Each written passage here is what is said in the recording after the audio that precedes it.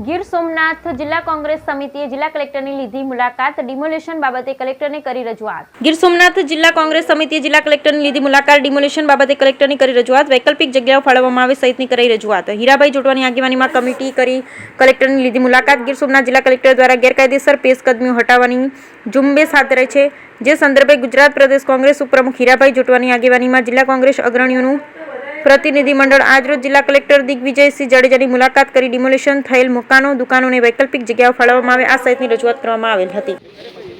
Collector સાહેબ ગીર સોમનાથની કોંગ્રેસના પ્રતિનિધિમંડળે મુલાકાત કરી હાલ ચાલતા ડિમોલિશનમાં નાના ધંધાર્થીઓ અને જેમને ચોમાસામાં ઘર નથી અને બેઘર બની ગયેલા લોકો માટેની રજૂઆત થઈ.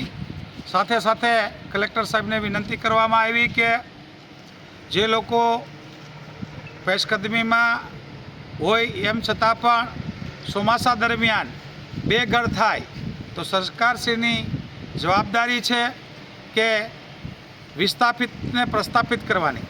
એમના બદલે વિસ્થાપિત થાય તો એ લોકોને પણ જેવા ભૂકંપ હોય, હુલળ હોય યા તો વાવાઝોડું હોય તો એવા લોકોને રાહત કેમ્પ આપી 90 દિવસ સુધી એમની જમવાની વ્યવસ્થા કરવી પડે, એમને રહેવાની વ્યવસ્થા કરવી પડે.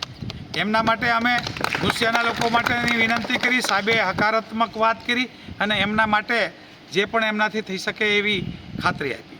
સાથે ઈણાજ અને ઉમરેઠી ગામના જે આસામીઓની નાના રોજગારો ધંધાઓ બંધ થયા, એમની દુકાનો, કેબિનો પાડી નાખવામાં આવી, એમના માટે સામૂહિક કંઈક શોપિંગ જેવી વ્યવસ્થા થાય એમાં સાહેબશ્રી તરફથી ગ્રામ હાટ થાય ભવિષ્યમાં અને એના માટે ગ્રામ હાટ કરી અને સોલ્યુશન લાવવા માટે ઈણાજ અને ઉમરેઠી માટે અમે પ્રતિનિધિ મંડળને